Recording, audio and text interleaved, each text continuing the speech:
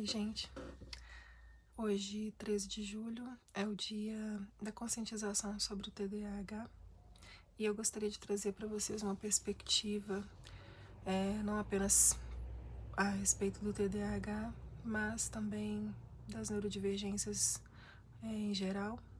E temos presenciado diversos direitos sendo contemplados às pessoas neurodivergentes, muita discussão ainda, muita busca por acomodações, direitos, benefícios, o que tem sido muito polêmico, mas eu tenho visto que alguns argumentos que deveriam ser complementares acabam sendo contrapostos, infelizmente, por falta de uma compreensão de algo que está na base de todo direito, de todos os direitos humanos, que é a nossa compreensão do quanto alguns dos direitos nós fomos privados deles em razão da colonização.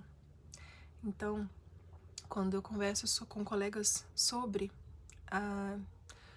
o pensamento decolonial, a importância de compreender, né, de descolonizar nossa mente, alguns me questionam assim: tá, Lilia, vamos descolonizar?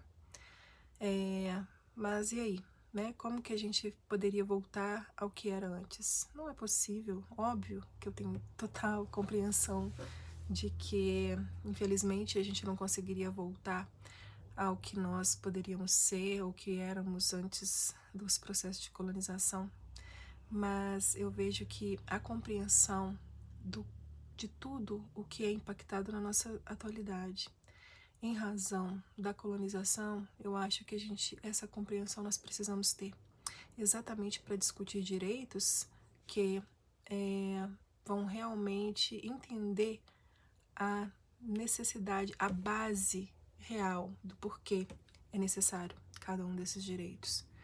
E aí eu estava olhando aqui no dicionário, em vários dicionários digitais, na verdade, e de comum acordo, o conceito é o seguinte: colonização é o processo pelo qual um grupo humano ocupa, habita ou explora um território, influenciando cultural, econômica e politicamente os habitantes originais, né? Quando esse grupo humano ocupa, habita ou explora um território e influencia cultural, econômica e politicamente. Nós, neurodivergentes, passamos a vida dizendo, esse mundo não foi feito para mim. Gente, esse mundo, a forma de produção que nós vivemos, não foi feito para ninguém, nem para um neurodivergente, nem para um neurotípico. Mas como nós temos questões físicas, né, fisiológicas, de falta de dopamina, no caso do TDAH, a gente, obviamente, o nosso cérebro funciona de forma diferente. Em outras sociedades, a neurodivergência, ela era considerada, poderia realmente ser considerada um superpoder. E claro que falar sobre isso, sobre as características da neurodivergências como superpoderes, elas é uma forma de romantizar e que coloca em risco a garantia de direitos tão necessárias. Então, hoje, a partir da compreensão de tudo que eu tenho estudado sobre neurodivergência, sendo neurodivergente, o que eu posso dizer é, hoje, que é dia, né, dessa conscientização sobre o TDAH, o que eu quero trazer para vocês é a compreensão de que essa conscientização, o que quer trazer a importância de diagnóstico, né, a compreensão da nossa sociedade do que vem a ser o TDAH, para que a gente consiga realmente com que essas pessoas consigam se desenvolver e atuar na sociedade com aquilo que nós chamamos sempre de cidadania, né? Exercer os seus direitos sem ser, ao mesmo tempo, penalizados por ter alguma característica específica. Então, o que eu quero trazer para vocês é a compreensão de que tenho visto, no caso do autismo, né, e agora o TDAH também, essa discussão se essas neurodivergências podem ou devem ser consideradas como deficiências. E, por outro lado, vejo pessoas falando sobre a despatologização da vida. O quanto nós estamos a cada dia mais, né? As pessoas precisando tomar remédio para poder viver nesse mundo. Eu tomo, né? Eu sem Ritalina, nesse mundo, da forma de produção que nós precisamos exercer todos os dias, não tem como, né? Se em outras épocas essas várias características que antigamente elas eram, em outras sociedades elas eram úteis, né?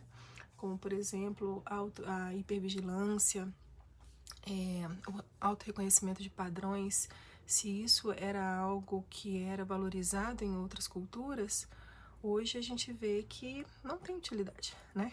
Na realidade. São vistas até como loucuras mesmo, assim, né?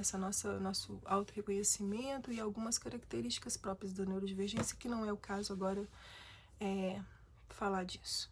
Mas o fato é, em outras sociedades, sim, né?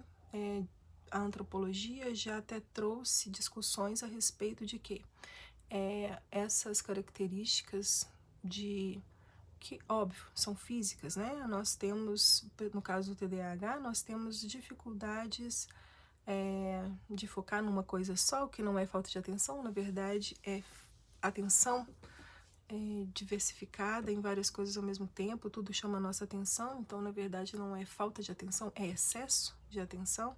Isso já foi útil em outras sociedades, em outros momentos da nossa história, porque pessoas com pouca dopamina, elas têm mais dificuldade de desligar o cérebro.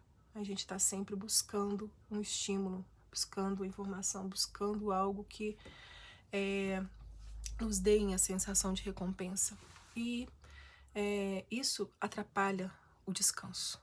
E isso foi aclamado e foi útil em sociedades para a nossa sobrevivência, né? Então, nas nossas comunidades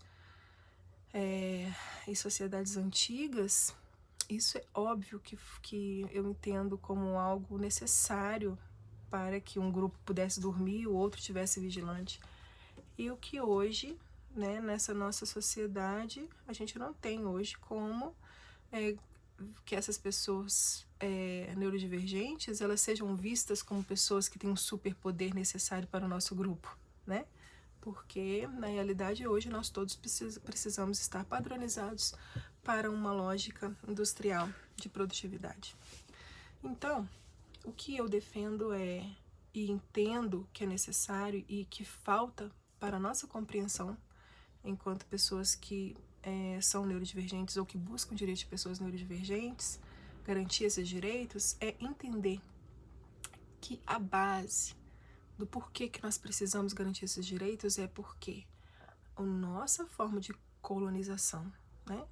Uma vez que nós fomos influenciados cultural, econômica e politicamente a produzir num certo formato, né? Em que precisamos estar 8 horas por dia ou mais, né? Hoje, a cada vez mais se busca garantir mais direitos de pessoas, dos trabalhadores. Claro que as pessoas são diferentes e as pessoas neurodivergentes têm dificuldades, têm suas especificidades e as suas necessidades de acomodações.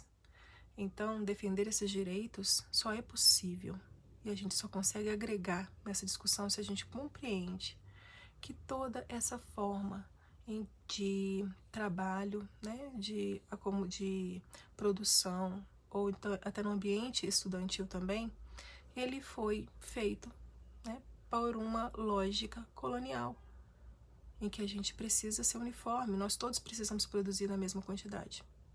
E hoje o que eu compreendo enquanto a gente não entender, claro, discutir decolonialidade, a gente não vai fazer a gente voltar ao status anterior à colonização, mas é necessário para que a gente discuta as bases de cada um dos direitos à acomodação. Porque se uma pessoa ela é diferente, ela não pode produzir o mesmo tanto num ambiente em que as pessoas precisam ficar numa mesma posição ou produzindo a mesma quantidade que a outra. Então, o que eu defendo é isso, né? que a gente possa sempre compreender e estudar o quanto a colonização impacta os direitos humanos como um todo, não só das pessoas neurodivergentes, mas no nosso caso, que a gente possa sim descolonizar nossa mente e entender que a garantia desses direitos só é possível a partir da compreensão de que com a colonização houve a padronização dos corpos, do nosso sistema econômico, do nosso sistema político, e isso influenciou a forma sistemática como a nossa sociedade funciona. E a gente precisa garantir o direito daqueles que são diferentes.